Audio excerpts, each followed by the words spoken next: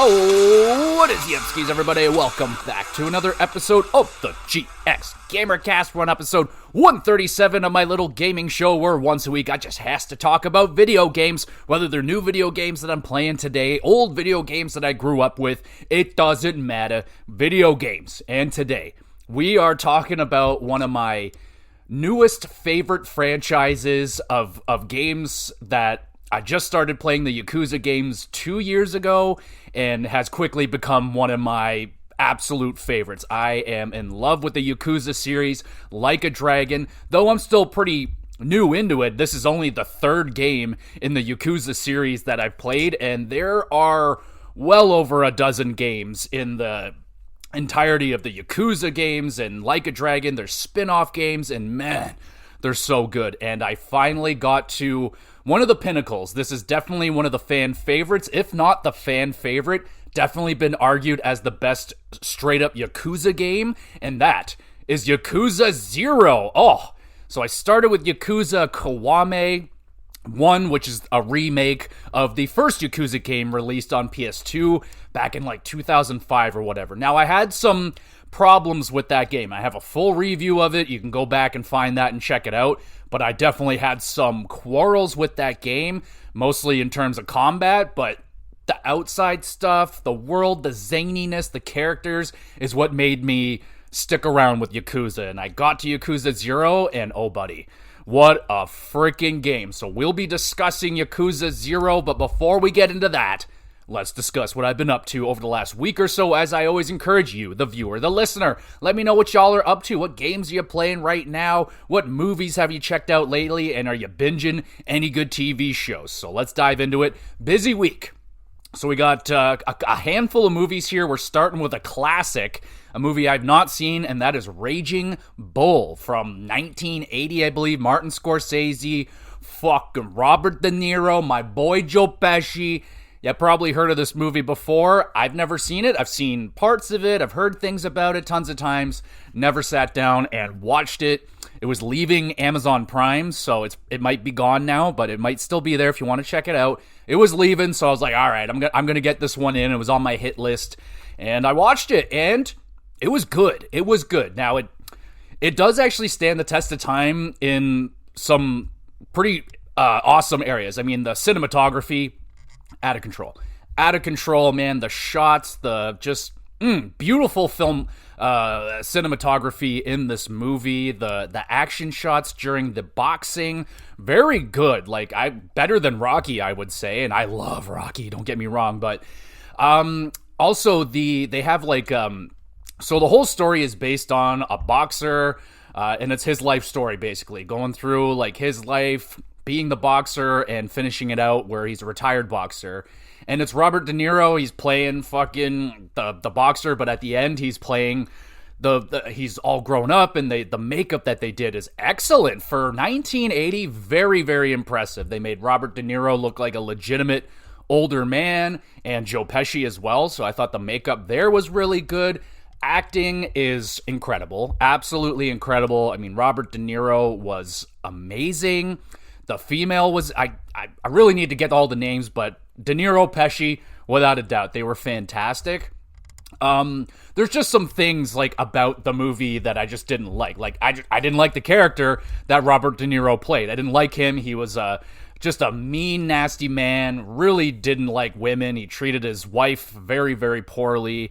And it takes place in the 50s. So, sadly, that was what was going down back then, man. Still happens now, domestic abuse and violence and stuff. But, so, I was like, I don't like that. And I don't know why, but every time I watch an older movie, they always got to do the underage thing. So Robert De Niro's character is going after this underage girl, and they hook up, and again, that wasn't so frowned upon back then, but still, it's a little uncomfortable to watch now. Regardless, I put that in the back. I'm like, it's just a movie. So anyway, some things like that didn't age great, but acting, cinematography, outstanding. I really love Martin Scorsese's films, and I'm trying to do my best to watch as many of them as I can, and especially trying to go back and watch Robert De Niro back in his prime, because I haven't seen a lot of his older movies where he was just crushing it as an actor, still doing well, but, he's past his prime nowadays. But yeah, dude, Raging Bull, that was a good time. I'd hit it with a 7.5 out of 10. Really good. And on Netflix, my wife got recommended, it's called The Twister Inside the Storm. This is on Netflix, documentary thing, but it was quite enjoyable. So it's about obviously a tornado, a twister that happened. I forget where it was. Might have been in Texas, something like that. But it happened somewhere, and the footage that they have, man, that's the bread and butter of this whole documentary. You get some really wild footage of literally people like battling for their lives, and the twister is destroying the building that they're in, and they're filming it, and they're just recounting their stories with the footage. Man, it was very cool. If you like that kind of stuff, yeah, dude, it was a good watch. I enjoyed it. I'd hit it with like a 7 out of 10. Really enjoyable and sad, people getting hurt and stuff like that, but really cool footage that they had there. Next movie up, this one I was very excited to watch. I heard great things about it, and that is Anora. Whew, this was a good one. Oh, baby, was this ever a good one. Now, it may not be everyone's cup of tea. It's so basically the quick premise is you got what do you call it? A night worker, a woman of the night. She's working. She meets this rich Russian fucking like prince dude, basically, and they get hooked up. They kind of fall in love. They get married, and then the parents find out. They're like, nope, fuck that shit. You are not marrying a hooker. And they come down to annul this wedding, and it's just chaos, screaming and yelling and arguing, and it is delightfully funny. I love the bodyguard characters. Like, one dude's the bodyguard, and the chemistry is so good. The girl, I think her name's like Mickey something. She was phenomenal. I loved her, just her attitude in this movie. She was such an awesome performance. The Brooklyn accent, she's like, don't fuck with me kind of girl. I love that shit. She was sensational. Some really great scenes in this movie, man. Like when Anora meets the mom, like their interactions are freaking hilarious. And yeah, man, you just kind of see the world. Money doesn't always buy you happiness and love, and you can find love in some very strange places. I will say the movie ended on a strange note. I did like it. Like I saw early on where we were going with this movie, and I was very happy when it kind of happened. It ends weird, like kind of on oh, okay, but I kind of figured what's going on with that. I really enjoyed this movie. It was freaking awesome. Quite funny. I wouldn't say like I don't know. I didn't have like many burst out loud, but it was just, man, the quick snapback conversations they're having. Great acting all throughout this. This is a fantastic movie. Watch this one on Prime. I believe it's on Prime. Might be on Max, but regardless, check this one out. This is a friggin' awesome movie. A lot of sex. A lot of sex and boobies going on, so don't watch it with your kids. Very much an adult movie, very adult movie. So don't watch it with your kids, but banger. 8.5 out of 10. Anora was awesome. All right, I think that's all the movies. Yep, all the movies. So in terms of TV shows, my wife and I finished off Full Swing Season 2. It was good. I liked it. I liked it more than I thought I was going to like it. There's too many of these freaking shows now. They got golf and racing and NASCAR and tennis, and it's just, there's too many of them, but the golf one was actually still pretty good. I did enjoy this particular season of it. It was good, man. Like, just, I do really like the tournaments that they have, where it's like Europe versus USA. I forget what the tournament's called, but that's a fun one. A lot of pride there. Like, the Americans always win, but I'm always rooting for the underdogs in those situations. They didn't get it done, but hey, man, that was a good time. And some of the shots those guys makes, man. I'm not a golfer. I have never been golfing before. I've only mini putt. I would love to go. I don't freaking. It just doesn't seem like something I really want to get down into. Like, there's a lot of guys that I work with that are very into golf, and it just seems very expensive, very time consuming, and I just don't know if I'm about it. But I wouldn't mind going to the driving range and like whacking a few balls. Like, I have a very old set of clubs that I've never used. But regardless, Full Swing is pretty good. 7.5 out of 10. My wife and I started and finished The Penguin on HBO. So we're big fans of Gotham, and this is kind of I wouldn't say the origin story. I mean, a little bit. I guess it is. The origin story of the Penguin and how he comes to power. Now, it's not from, like, him as a child all the way up. It's kind of just him in, like, just how he gains control of Gotham, and it's phenomenal. 8-episode series. It's just the one series, and it's, Colin Farrell playing the Penguin? Spectacular. Excellent job. This might be my favorite version of the Penguin.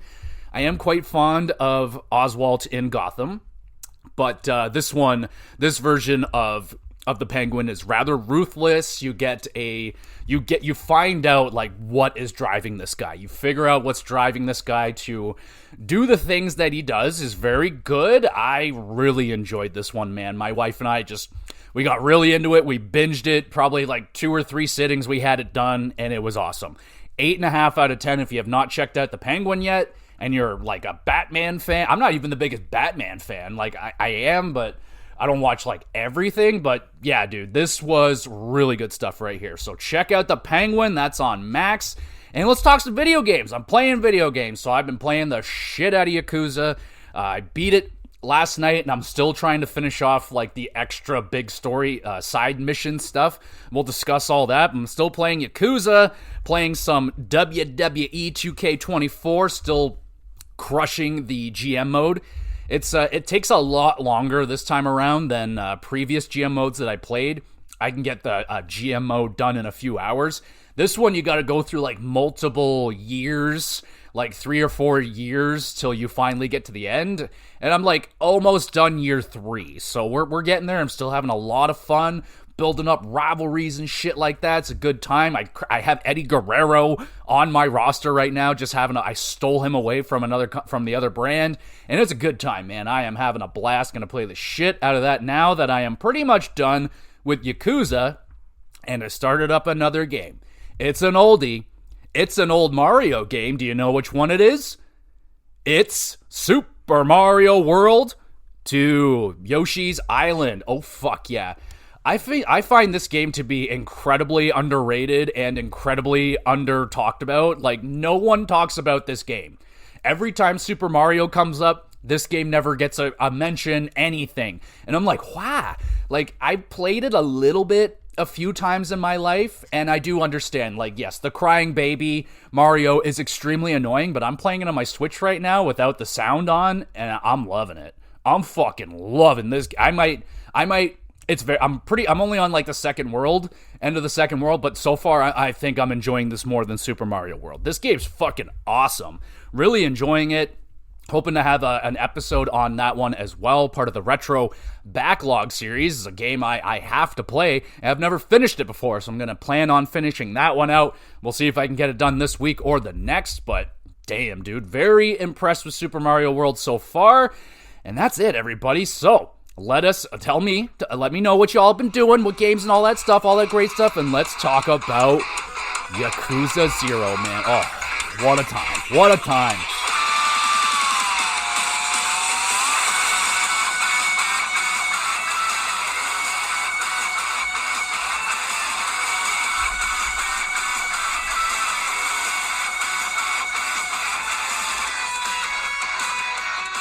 Oh, baby, let's dive in here. Yakuza 0. So just if you don't know what Yakuza is, it is basically, it's kind of like a Grand Theft Auto, a little bit. Now, take out the cars, take out police, and you're kind of getting closer to Yakuza. It's an open world, but a smaller area, and instead of guns and stuff, you can have guns. There are guns, but it's more focused on, like, beat 'em up combat. So it's a very interesting game, man. If you are itching, I have been actually thinking about it recently. Like, what would I choose now? Would I choose a Grand Theft Auto, or would I choose a Yakuza game? And it shockingly, it's tighter than you think. So these games take place generally in Japan. So you're playing in Kamurocho, and there's another area, but you're playing this game as two staples of the Yakuza franchise, and that is Kiryu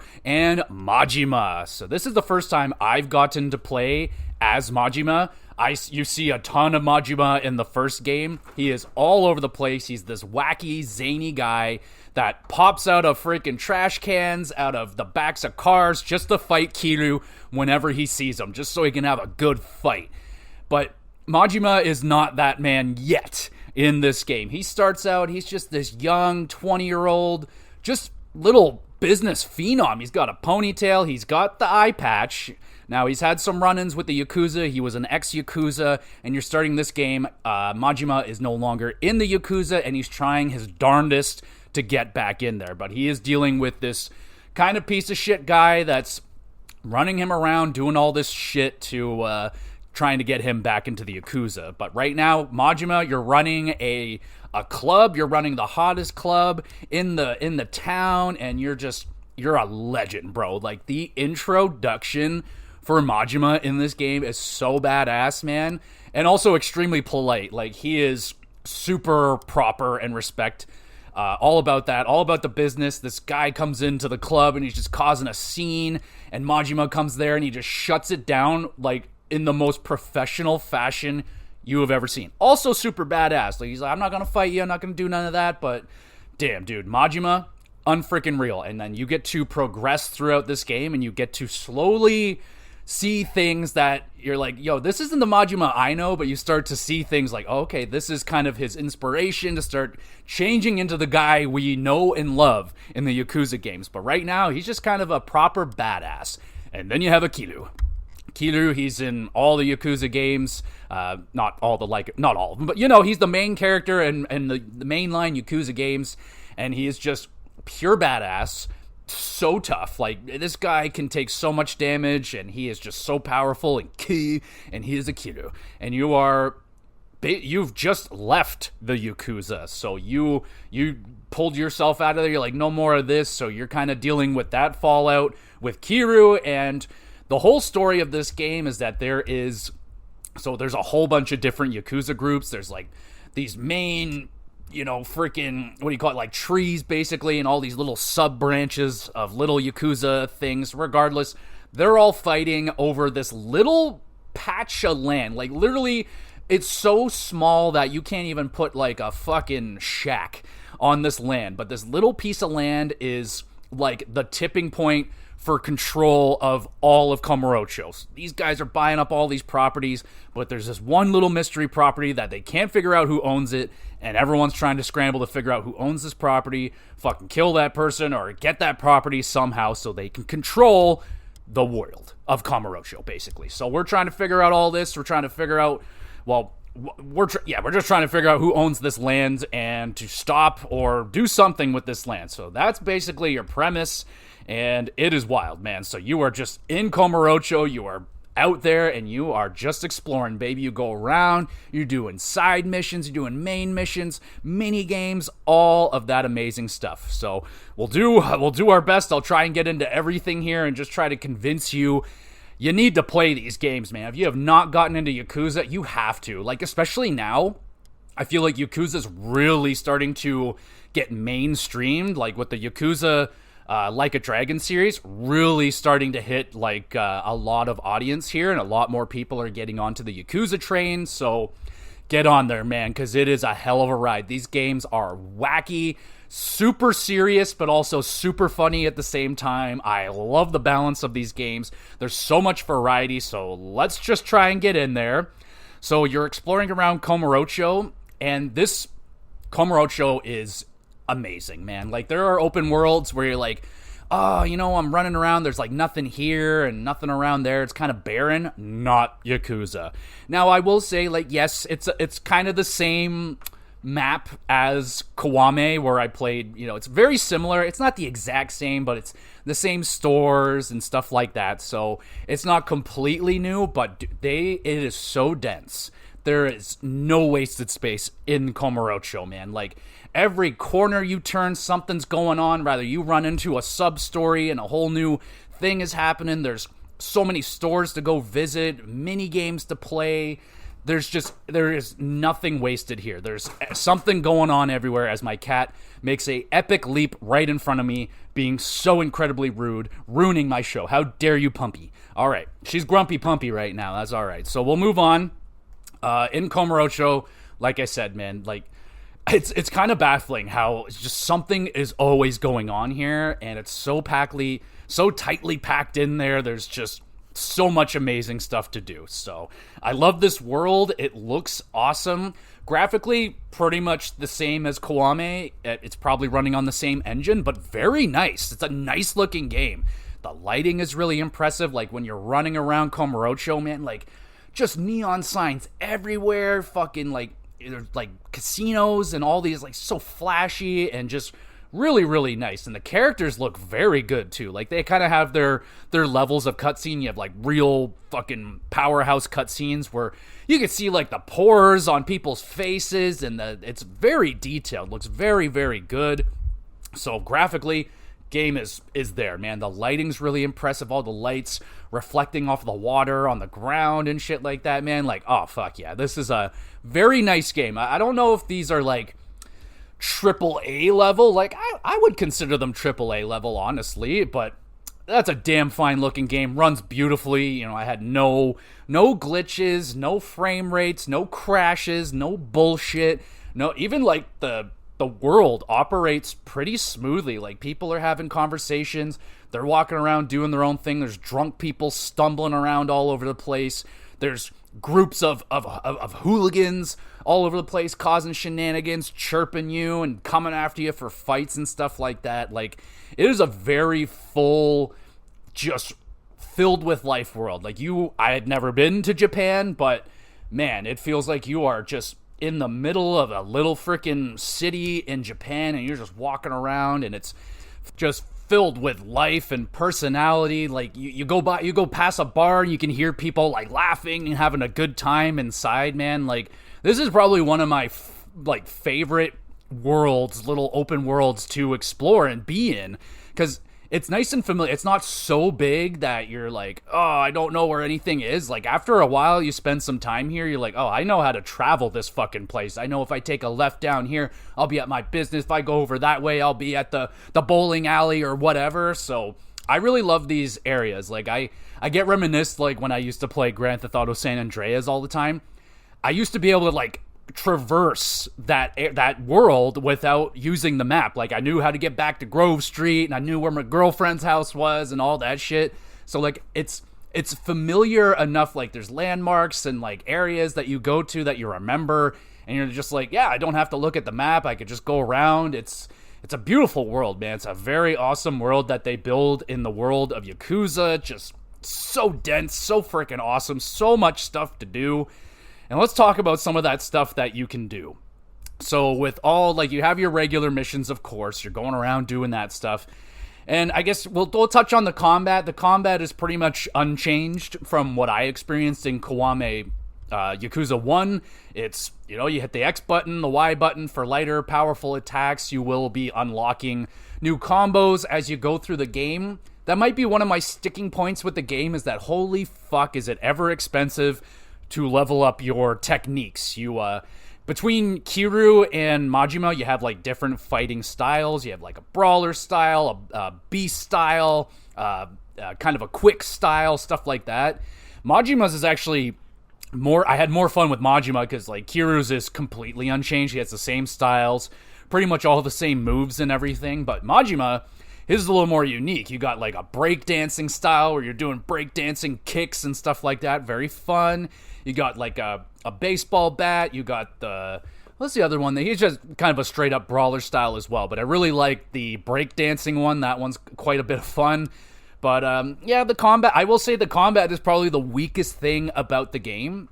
And a big part of what I had a problem in the first Yakuza is that some of the combat sequences you would have in that game were ridiculous. Like just waves of enemies, and some of the boss fights in that game were absolute horse shit. Just ridiculous. I did not have that problem in this game. The pacing on the combat stuff, much, much better. The only time I had like that feeling was the final mission, where I was like, all right, it's the final mission. there's going to be a lot of combat. That's fine. So I didn't knock it down for that. But honestly, I think the combat is overall my least favorite part. Like, that's the only time where I'm like, ugh. Like, sometimes you'll just be walking around, mind your own business, and some hooligans will get in your face about it. You got to get in a fight. Now, most of the time, you can just run right by them, ignore them. Eventually, you'll get a perk where you can just throw money on the ground to distract them. They'll leave you alone and shit like that. And that was another thing that they fixed, I found, in this game. You're definitely not running into random fights anywhere near as much as you were in the first Yakuza that I played. I swear, it was like every 8 seconds, I swear, you were getting into some sort of brawl. It's much better in this game. You can avoid them most of the time. Pretty much all the time you can avoid the fights. Like, you can, yeah, it's pretty good. It's not too bad. So even though the combat is fairly unchanged, it's not bad. It's definitely not bad. It's just hacking, like, button mashing combat. Like, there's really not much to it. They have special moves and stuff. Like, you got a little bar that you're filling up, and the more you fill it up, kind of the cooler moves you can do. But even those are limited. Like, you're doing the same ones over and over and over again. So that can get a little bit like, oh, okay. But again, there isn't as much combat. So it really didn't grind on me as much. But when I got to the combat, I was just like, all right, literally nothing's changed here. I got a couple of new fighting styles with Majima, which is nice. I like that. There's a bunch of, you can pick up weapons. Like, you can use guns. They're just pretty rare. Like, you can pick up a gun and shoot a guy. There's really nothing to it. Definitely not to the level of Grand Theft Auto where you like just pick up a rocket launcher and blow up 30 people. You're not doing that, but you can fucking breakdance and knock like 10 guys out. It's pretty awesome, pretty satisfying as well. Overall, I think the combat's good, just not great. There's nothing really. It's very flashy. I will give it that. Very flashy. The big fucking finishing moves are rather impressive, especially with weapons. Like, motherfucker, you pick up a fucking motorcycle and you just smash it over top of someone's head. Like, that's pretty awesome. I do really like that.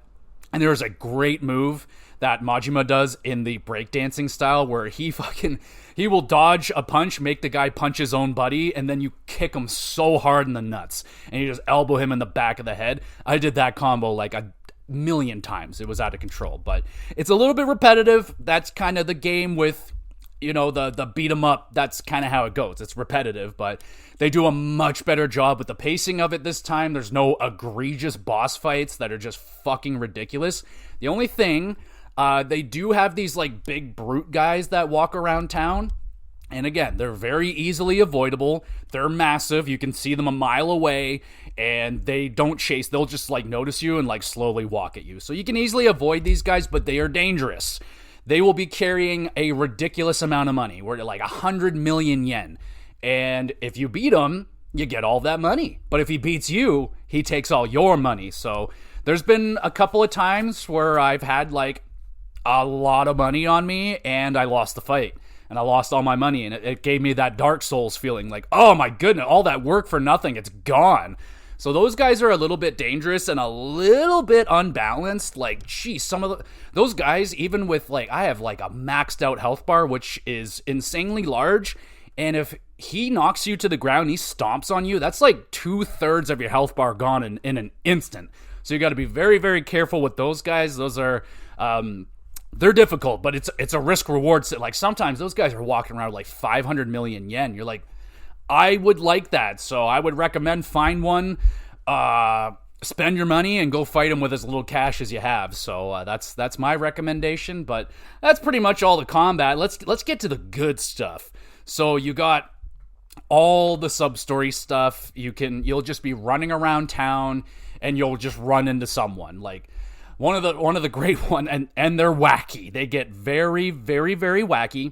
Now, one that really got me was you're just walking by and you stop by and you see this man in his underwear fucking on his hands and knees in the street getting smacked by a dominatrix. You're like, what the heck is going on over here? What's this? And the girl's like, I'm not very good at this. I'm trying to learn. And then you end up teaching this girl how to be a dominatrix, but you take her to a children's park.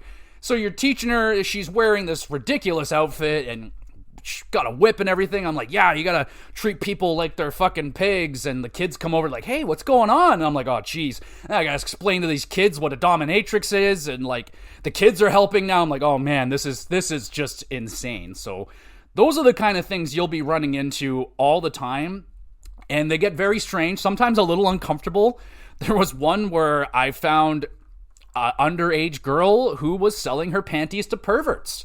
And I had to tell her to knock that shit off. Like, yo, this is not a good idea. And then things got real and she learned. And she was like, yeah, you know what? This is a bad idea. I should not be selling my panties to men on the street. So that was fucked up. Another one, this kid. It just walked by, there's a kid crying. I'm like, what's wrong with you, kid? And he's like, some guy stole my video game. I'm like, oh, not on my watch. I go find the kid that stole the game, and now this kid's crying. I'm like, what's wrong with you? He's like, some guy stole my game. I'm like, well, that's what you get. You stole it from someone, then someone stole it from you. I'm like, oh, geez. Go find that guy. He's getting robbed by a Yakuza. I'm like, oh, no. Turns out that Yakuza is the original kid's father. And now I'm like, oh, well, snap. Bam, go give your kid the game. So it's just like these zany things just continue to happen in this game over and over and over again.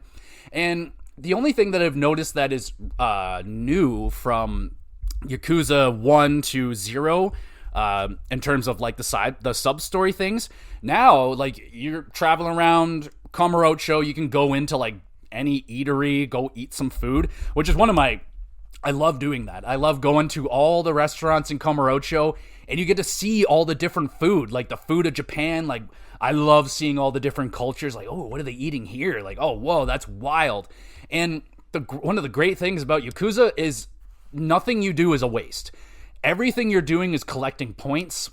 You got this huge completion list that is just pretty much tracking everything you do. You're getting points for running, you're getting points for taking a taxi, you're getting points for how you're fighting, what style you're fighting in, what restaurants you're going to, how many times you've eaten, how many times you've drank, how many times you've played games, how many times you've entertained yourself. Everything you're doing is leading to something. You're getting rewarded for every single thing you're doing. So do it up, y'all. I stop in at every restaurant, I eat everything off the menu, and there's an amazing perk for it too. You can buy, eventually, these points that you're collecting, you can buy these little perks, like, oh, I get more money during fights, I can run for longer periods of time, things are cheaper, and other things will help your businesses. We'll talk about the businesses later, but damn, dude, like, I got so addicted collecting the points, and I just loved eating at all the restaurants. But that's where you get some new stuff now. Now, within these restaurants, if you go to them enough times, you'll start building a relationship with the person inside the shop.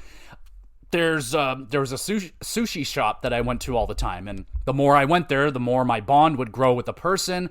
And then, like, a story happened. Like, all of a sudden, there's this girl here, and she's fucking up, and all of a sudden, a story starts to happen. So I get more engaged with interacting with everything in the game. Like, I want to check out every restaurant, every store, every shop, and get to know the people. Like, I went to a random convenience store, and I became friends with the clerk there, and we're chatting, and things happen. I become friends with the girl at the bowling alley, and then she puts me in a tournament, and I won a check-in. It was supposed to be a turkey, but I won a check-in, so that was pretty fucking cool. So, like, I'm telling you, there's nothing wasted here. Something's happening everywhere in this game. It's so freaking cool. It respects you so much, man. Like, everywhere you go, anything you want to explore, like, there's probably something there. Even as simple as, like, they have these little phone cards that you find all throughout with hot girls on it, and you're collecting those. So, like, you look in any little nook and cranny, you're gonna find a little something, man. There's always something hiding around. So you're dealing with, you're fucking got all these little submissions going on. Oh my god, so many zany characters in this game. So there's this one guy, he's called Mr. Libido. I think he's in other games, but he just runs around. He is the horniest guy you will ever see in your life. He jacks off like 70 times a day, and he just runs around town in his underwear, air humping everything. He's like, oh yeah. And he'll just meet you, like, he just pops up all over the place. There's some suggestive stores that you can check out in this game. One is you can just straight up watch softcore porn if you want to. It's very soft. It's just it's a video of a real girl just kind of dancing in some clad outfit. And I come out of there and he's like, "Oh, Kiru, what's going on? You getting your jacking off on? Like, you're gonna wax the baloney or whatever the fuck he called it? Like, just out of control. This guy's ridiculous, but he's just like, we're trading information. Like, oh, you hear about this hot girl over here? Go check it out, and he'll give you information. And you even become friends with the fucking porn shop owner, and he hears about this crazy tape, bro. He's like, oh, there's this crazy tape out there, man. That's gonna change you. It's gonna make fucking fluids come out of you that you didn't even know you had. I'm like, I don't want to know what's going on here, but I checked it out. It was fucked up, dude. There's so much fucked up shit going on. You got Mr. Libido running around just being an absolute freaking horn dog. Ridiculous. But they have like those over-the-top zany characters, but they have like real characters. I mean, everyone kind of has that really intense side to them, but also that really weird fucking zany side to them. But there is the guy called Sagawa in this game. He's kind of the corrupted cop villain of the game, and I don't know what it is about that guy, but the facial animations on him were just particularly, like, realistic to me. Like, I don't know, man, but I really enjoyed his character. Like, he just always pops up at the right times, and he's the one that's controlling Majima. He's the one that's like, if you do this and do that and do this and that, I'll promise I'll get you back in the Yakuza. And, like, that guy's a real fucking scumbag. He was a fun character to deal with all the time. Another one of my favorites. This guy's awesome. Nishtani, I think his name is. This guy is like, when you meet him, you're like, oh, that is the inspiration for what Majima is going to become. He meets this guy, and he's all fucking zany and crazy. He loves the fight. He just wants a good fight, and Majima's like, I like that. I like that about you. So he definitely takes a page out of that guy's book. I really like that character. Sadly, he doesn't stick around for too long, but oh my goodness. So there is a Michael Jackson knockoff character in this game. They call him, Miracle Johnson. Miracle Johnson comes to Japan, and everyone's going crazy. Like, oh man, this superstar, he's the biggest pop star in the world. And he is the classic knockoff Michael Jackson. He's got the red leather coat, the big wacky glasses, the freaking hat. He's doing the dances, and he goes, and woo, he's doing all the shit. I love this guy. So fucking hilarious. And you help him shoot a knockoff Thriller fucking music video. He's sitting there doing the Michael Jackson dances, and you're fighting off zombies in the streets to help him out. But man, that guy's awesome. And he shows up later, and you have a disco dance-off with him. Going to the disco club, you're like, oh, what the fuck's going on in here? It's empty. Turns out fucking Miracle Johnson came back. You rented out the club, and you're gonna have a dance-off with him. Out of control, man. Like, this game just provides non-stop entertainment. It's out of control. And speaking of entertainment, all the side shit you get to do, man, it is out of control. So let's just talk about like some of the mini games that you can do. And take this into account. I was 50 hours in, and I didn't even find the slot cars until about 50 hours in. And slot cars is like I got so addicted to the slot cars in the first Yakuza. It's the same thing. I'm a little bit disappointed. They really didn't change it at all. It's still the same. You're customizing these little slot cars to go through these tracks, and tracks they got different things. You're going to have to customize them in certain ways to make sure you get through the track, but oh, is it ever fun. I was looking for it forever. I was like, where the hell is the slot car? I was picking up stuff for it. I'm like, all right, I got some tires here, but I can't find it for the life of me. And eventually I had to look it up. Even looking it up, I had trouble like finding a straight answer. Where the fuck is this place? Well, it's in the top northern corner or whatever. I go up there, and this is a little problem that I have sometimes with the sub-stories.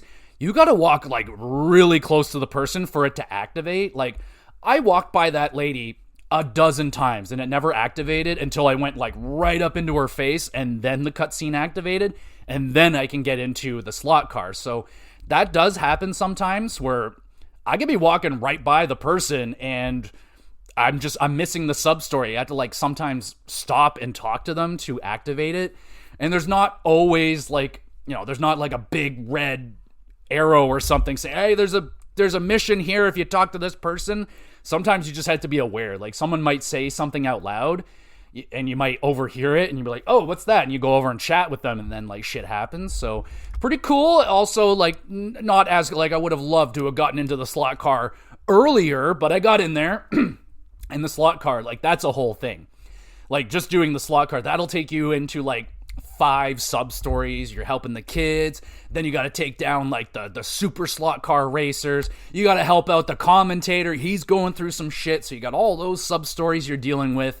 And then it's just all the other fun stuff. You can go play pool, shoot some billiards. You go to the bar, get a little drunk, shoot some pool, throw some darts, and like, yeah, dude, and they're fun. Like, I liked playing the dart. I don't think I played any pool, but I played the darts. The darts are fun. You can buy different darts. You can challenge other people, and you can play them all with your friends. Like, you can just go to the main menu and play the mini games with your friend if you want to. Like my wife, I can say, hey, come on down. We'll shoot some fucking bowling and Yakuza. Like, you can do that without going into the game. So you can just play the mini games, because a lot of them are really fun. The baseball. Baseball is one of my favorite ones. I can sit there for like a half hour just playing and playing, another try. And it's just, there's like 3 different kinds, 3 different difficulties, and you're just hitting the balls, trying to hit the target and get as many points as you can. And it's really addicting. Like, you will be like, I just want to try that again. It's really quick, takes like a minute, you play, try again and again and again, and it's just like, damn, dude, the baseball, really, really fun. Found myself going over there many a times. Bowling was fun. I crushed it in the bowling. They're like, oh, we got a tournament. Do a turkey, 3 strikes in a row. Boom, I did like 7 in a row. I'm like, suck it. And I got a chicken. Talked about that. But what else do you have? So many card games. There's card games that, us here in the the western side, poker, blackjack, they got that. But then they have a whole bunch of like the eastern games that like I don't know of, like shogi, and they have so many little card games, dice games. There's dozens of them. There's so many of them. I got into the gambling a little bit. Like, yeah, I played some blackjack, play a little Texas Hold'em, but you can get lost in that, man. Like, you could just, if you love gambling, you can gamble your ass off in this game. There's fishing, there's karaoke. The karaoke's back. It's really, the karaoke is so ridiculous, man. They take it so seriously. Like, the dance moves, and like halfway through the karaoke, all of a sudden, boom, you're in a music video. You got costumes on. You're just all in on this karaoke. It's hilarious. The phone club, you get all in on. Like, you at the phone, it's you just go to a phone club and you wait for someone and you talk to a girl and you try and convince her to go on a date with you. And part of the game is like, you sit there, you wait for the phone to ring, and then you got to hit the button to answer it. And the way that he answers it is just so badass. Just like, and he like fucking, all the pop and circumstance, all this pizzazz. There's so much pizzazz in this. I love pizzazz. But that's out of control. The phone clubs are ridiculous. There's a woman catfighting league. It's not good, but it's very flashy. Super flashy. Basically, you go in, you pick between one girl who's gonna win, and then it basically just comes down to like a rock, paper, scissors situation where you pick and hope for the best. It's kind of random, kind of fucked up, but super flashy, man. Like, if you do it right, all of a sudden this girl's getting fucking tombstone pile driven right on her skull, and it's just like, damn, dude, that shit was crazy. But that's something you're doing as well. What else you got? Disco, you got the disco. That one, it's okay. It's almost think about like DDR a little bit. You're doing a dance, and like these kind of have this dance board, and you gotta hit the. It was okay. Like, most of them are really fun, and there's just so much variety, man. Like, you're just like, oh, I'm gonna do a little bit of baseball. Okay, do a little story mission. Come back, do maybe a little bowling now. Go get drunk and go fucking eat, and like, it's just so much fun shit to do.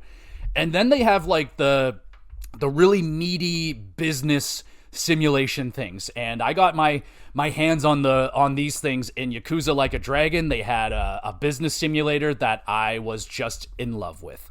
Now, sadly, these business things aren't as good as that one. So we'll start with Kiru's.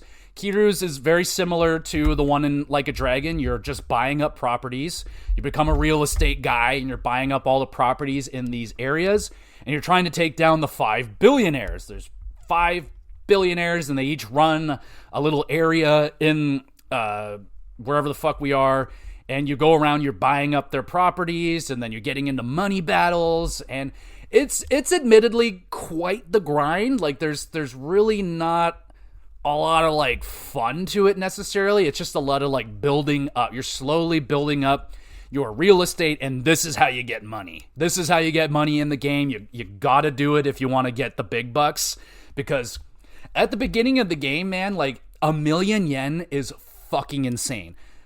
Here I am at the end of the game. I'm racking in like 1,000,000,000 yen. I'm throwing around like 500 million like it's nothing.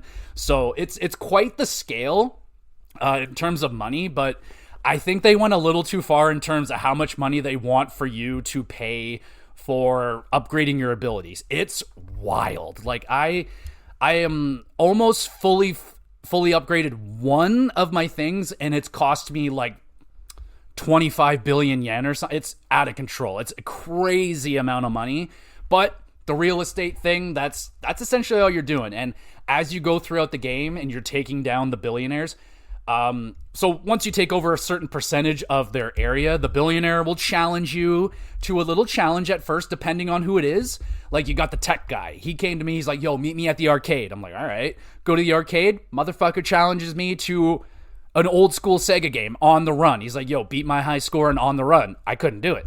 So I failed that one, but if you win that challenge, you get a big boost in percentage, and then eventually once you piss them off enough, they'll challenge you to a fight, you kick their ass, and you get all their land, and then a lot more money, and then they'll probably join your team, and you can put them on as an advisor, which basically just, you have to upgrade all the lands, you gotta upgrade everything to make more money. It's a grind, man. It's really a grind. I'm at the end of it now, where I am just trying to grind out the final guy to come and fight me, and I'm just slowly building up. I bought all the properties now, I own everything, and I'm just trying to drive this one final billionaire out, and it's a grind, man. Like, it's a grind.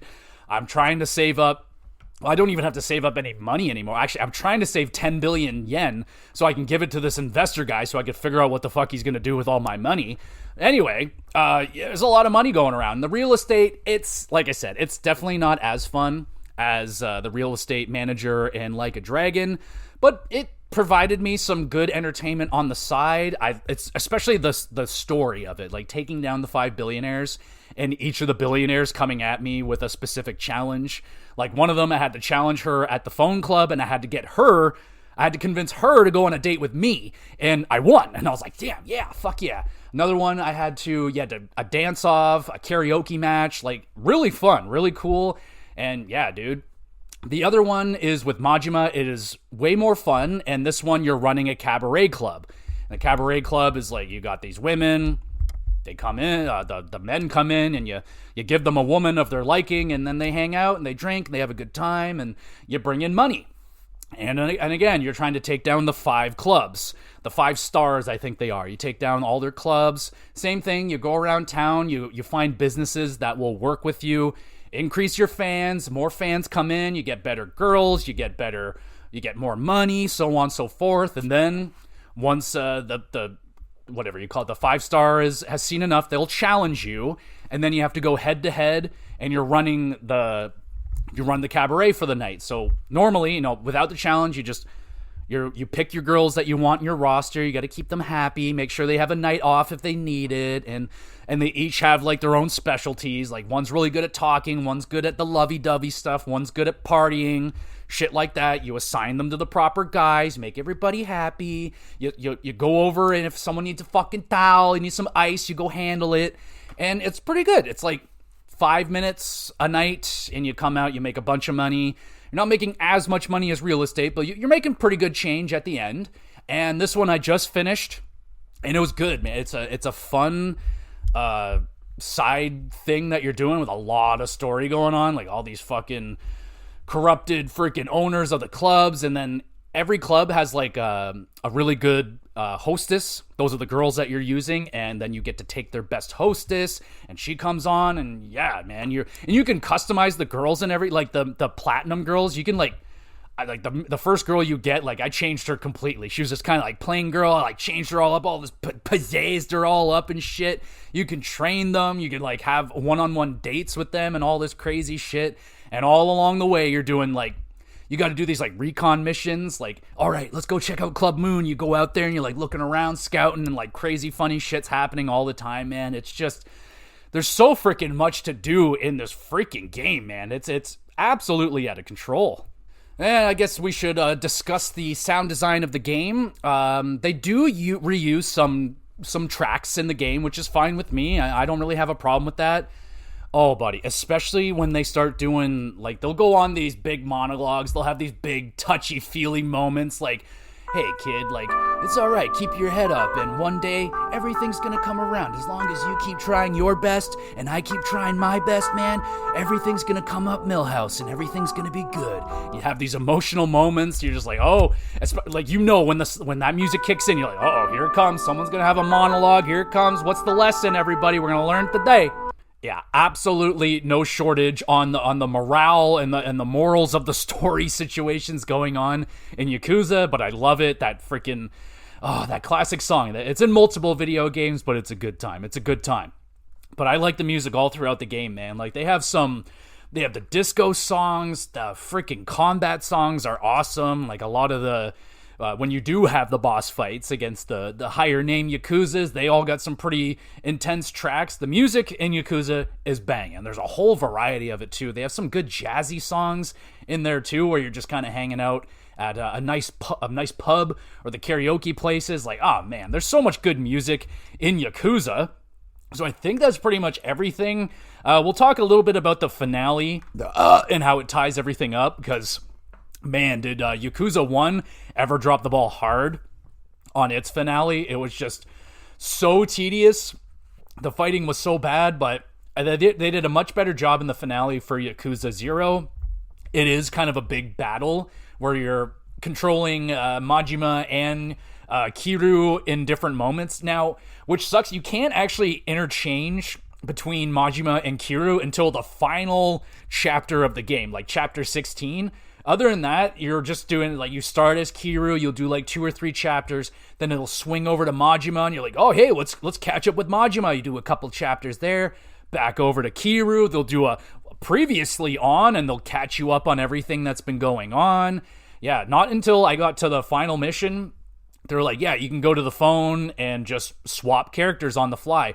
I would have loved that, like, throughout the game. As far as I know, I didn't get that unlocked to me until the ending, but would have been great to, you know, I like, what it's really useful for now, like with Kiryu, is basically all I have left with him is just getting the money and waiting for the guy to challenge me. So I'll go there, I'll do my business stuff, and then I have to wait for all the collection money to come in. I'll just go over to Majima, do some Majima stuff, switch back over to Kiryu, finish the business, go back over. I wish I had that capability throughout the whole entire game. That would have been really nice, but the pacing was quite good.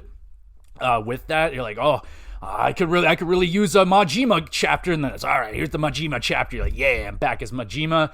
And they're in different areas too. Like, Majima's he's not in Kamurocho. I forget what area he's in, but he's in a smaller area with different shit going on. Then eventually, like, you can go to both areas as either guy, but yeah, but that happens so late in the game. It's just like, oh well. But I think the finale was good. You are doing a lot of fighting, but man, was the ending, like cutscenes and all that stuff, that was some good shit. Especially with Majima, you really get to see how where he goes and how he sets himself up for Yakuza 1. Like, you're like, because in Yakuza 1, he just kind of shows up and like you and Kiryu kind of already know each other, but you don't know that relationship.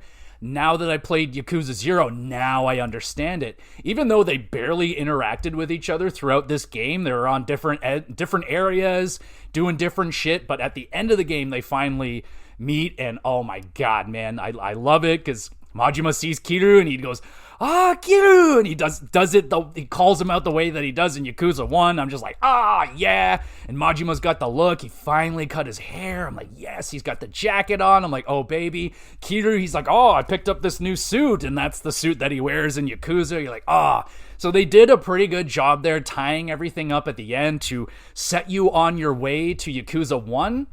Now, overall, you can spend a lot of time in this game. I spent 75 hours in this game, and I was at, I think the completion list, I'm at like 50, maybe just under 60%. So there is a lot of meat on the bone with this game. Now, if you want to do it, that's up to you. Me, I'm good. Like, for me, it would be like I got to do a lot of the mini games. I got to play a whole bunch of, like, do a lot of gambling and finish off any side missions and shit like that. It's a game, like, it's same level as Grand Theft Auto. Like, if you want 100% completion, that game, it takes a lot. And same with Yakuza. There's a lot of stuff to do. But I loved every minute of it, man. This game was so much better than Yakuza 1. Now, a lot of people, they say, how do I get into this series? I think go the way that I did it, man. Don't play Yakuza 0 first, because it's so good. It's so good. Like, I would recommend go to Yakuza Kiwame 1, start there. There are some issues with that game, but if you like that game, man, you're gonna have a blast playing Yakuza down the road. Again, I've only played the two of them. I played Yakuza 1 and 0, so I'm having a blast. I will one day get to Yakuza Kiwame 2, and we'll see how much, like, I'm hoping that they're gonna start remastering all the games now. Like, they got 3, 4, 5, 6. I think they're up to Yakuza. Is there a Yakuza 7? I don't know, but they're all out there. They're really cheap. Sadly, a lot of them are leaving Game Pass right now, but they're very cheap. Like, I think Yakuza 0 is like $20, like not even on sale. So they're very affordable, very worth your time. Like, I got over 70 hours of gameplay in this, and so much variety. Like I said, I had zany, crazy moments, fucking epic, cool ass moments, tons of fun. Like, there's just so much variety in the game. That's why I love it so much. But it's a lengthy game. If you want to just focus on the main story and some of the side quests, yeah, you could probably get it done in like 35, 40-ish hours, something like that. But good luck resisting all those outside temptations, man. That's where the charm, and that's where you fall in love with Yakuza. You fall in love with the goofiness, the zaniness, the just over the top freaking intensity. It's just amazing. I love it. I love the culture of this game. I love hanging out in Japan. I love the characters. I love all the freaking just wacky shit you get into. But overall, we'll talk about the cons and the pros. So like I said, the combat, it's nothing special. It's beat 'em up. It's got a lot of flash to it, but it's pretty much just button mashing. Not a lot of craziness going on there. And the Yakuza franchise has been dinged for reusing assets. There's definitely some animations reused, music reused, same mini games. But if they're not broken, if the baseball game is still fun, like, why not put it in there, right? People would be pissed if the baseball wasn't in there. So, yeah, they reuse assets, but that's why they make so many of these games. And it's if it ain't broke, don't fix it. The open world that they have, it's kind of a similar layout to other games, but fuck it, it's still awesome. It's a great place to be in, so it doesn't bother me that much, but I know it is a point of contention for people of this series. And I will say that some of the balancing in terms of the money is a little whack. Like, if someone by chance doesn't want to get into the business stuff, they're not going to be able to afford fucking anything. Like, there's no way you can afford any of the major upgrades. The upgrades are like 100 million yen on the lower end, upwards to 500 million yen for an upgrade. So it's a little bit crazy on that end, I will say. Could have used a bit better balance on that one. But other than that, the pros, so much variety in this game, man. Like, I was never bored. I could play this game for 4 straight hours, and I've been like, I want to go over here and do a little bit of this, then maybe go over there, eat here, eat that, go this. So much freaking variety. It's the strongest point of the game. So many funny moments, great cast of characters that just on that line of so fucking serious yet so goofy at this. It's an amazing balancing act that they do right there. I thought the story was good. There's quite a few twists throughout the story, some betrayals, and like, you're like, whoa, shit, like that is some wild stuff. The music is awesome. I love the music in Yakuza. There's a ton of variety in there as well. I love the world of Kamurocho, this incredibly dense, every corner, every nook and cranny, something is going on. You'll find fun everywhere in this game. It looks good. It's a really good looking game, especially in the high-end cutscenes where, like, characters are very rather detailed, and like, yeah, dude, the lighting especially really impressive in these games. I thought the pacing on this game was so much better than the first Yakuza. There was just the fighting in the first Yakuza sometimes was so freaking tedious and annoying and just bad. There's a little bit of that in here where it's like you'll run into a group of enemies that just like overwhelm you and you just can't get up sometimes. They just keep fucking hitting you and interrupting your combos, and you're like, I just can't get anything going. Sometimes it's a little annoying, but man, I freaking love this game. This is, in my head, it's a 9.5, but overall, 8.5 out of 10. This is a banger and a half. This is one of the funner, better open worldy games that you can get that is not Grand Theft Auto. Like, if you like sleeping dogs, if you like, I don't know, man, like Yakuza, I find they're in a great little spot right in, they got their own little thing going on, and I really love what they're doing, man. It may be a little bit, like, we'll see how I feel once I get to, like, the next Yakuza game, and if the formula is still kind of the same and not a lot is changing, we'll see if I start to get burnt out on it, but right now, I can't get enough. I have been going in between Yakuza and Like a Dragon games, so next, I'd be eyeing up Like a Dragon Ishin, I do believe. That's the one I want to go for next. The one after, Like a Dragon, but before Infinite Wealth. So it's an in-betweener game. It takes place in a different time, but it looks sick, so I want to try that one out as well. But man, if you guys have not gotten on the Yakuza train yet, and if you are nervous about it, you can go to 0. I don't care. I'm not your mom. I'm not going to tell you what you have to fucking do. But that's the way I've gone. I mean, it is recommended that you start at 0 for storyline reasons, because you will understand what's going on better between Majima and Kiryu in the first game. Unlike I did, it was still great. It didn't bother me. I was just like, who's this guy? Like, what's up with this dude? You get a better grasp on that if you play 0, but you probably won't enjoy Yakuza 1 as much if you play 0 first, because it's a better game. It's just better. It's just better. So if that's what you want to do, but play Yakuza, man. These games are freaking awesome. And since you only get a Grand Theft Auto once a decade now, maybe every other decade, you got a lot of Yakuza games out there. You should check them out, y'all. Seriously, they are so freaking good. They're so cheap. They're so affordable. They're so easy to get. Play them. They're awesome. There's remakes. There's all that shit. And there's so many other spin-off games, too. There's like the man who lost his name or whatever. I want to try that. There's Judgment. There's a lot of games, man. And they're quickly becoming one of my favorite franchises. Just how zany and goofy it is. I can't get over it. It's so fun. It's so freaking good. Play Yakuza, please and thank you. And there we go, everybody. There's the review for Yakuza. And that's definitely going to be a void right there. That's a tough game to move off of, because it's a part of my life, man. For like a good 2 weeks there, I just played the shit out of Yakuza, and it was an absolute blast. But there we go, everybody. That's the episode. Thank you so much for listening. You the best. You want to be even more of the best, though, make sure you're reviewing the podcast wherever you listen to it, and share it around with a few of your friends and enemies, all that great stuff. Let them know. And in terms of what else we got going on with the podcast right now, I don't think we got a pay-per-view next week, so just a regular recap this week, continuing on with the European tour in WWE. And AEW just kind of continues to flounder around a little bit, but they're hanging on, I guess. And don't know, well, might be Super Mario World 2 next week for the GamerCast. We'll see. And what else do I do here? NHL. Oh, yes, the NHL. Gonna be a wild race, man. Race is wide open still for a lot of teams. The Leafs don't seem to want to have first place, but we'll see how it ends, man. We'll talk about it next week and all the stuff that's going on with the hockey. I upload all these episodes to the YouTube channel, GamerGX Videos. Go over there, subscribe, and follow along. Twitter did just get sold to some other person, so maybe it'll rebound. So there is a Twitter page if you're interested. Links are all in the description, and there we go, everybody. One more time, thank you so much for listening. We'll be back again with some more GX Blood Game.